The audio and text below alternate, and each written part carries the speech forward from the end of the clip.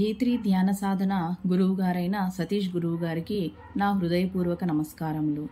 నా పేరు పర్ణికా కమలవాణి. నేను బెంగళూరు నుండి మాట్లాడుతున్నాను. నాకు ఏ3 ధ్యాన సాధన గురించి వాట్సాప్ గ్రూప్లో చూశాను.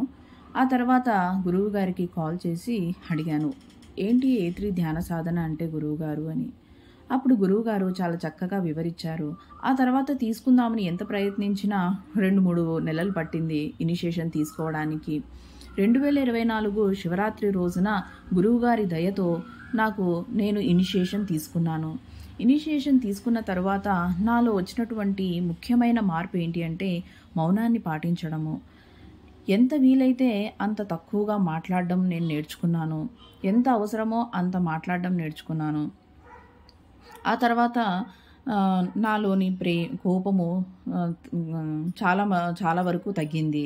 పిల్లలతో, భర్తతో సున్నితంగా మాట్లాడడము, ఎంత వీలైతే ఎంతవరకు అవసరమైతే అంత మాట్లాడడము, ఇవన్నీ నేను నేర్చుకున్నాను. నా హెల్త్ పరంగా కూడా చాలా చక్కగా ఉంది.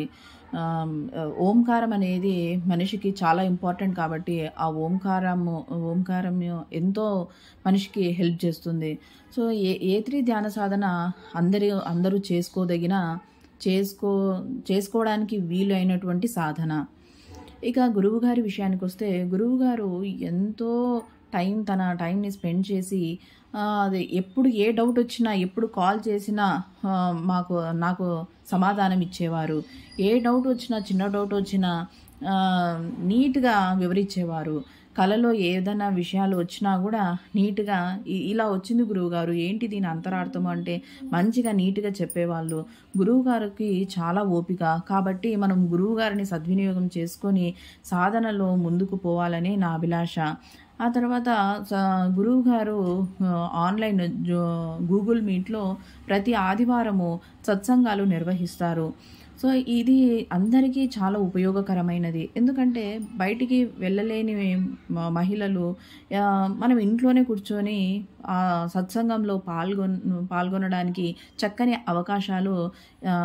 అవకాశాన్ని కల్పించారు గురువుగారు. కాబట్టి దయచేసి అందరూ దీన్ని సద్వినియోగపరచుకోవాలని అనుకుంటున్నాను. జై గురుదేవ.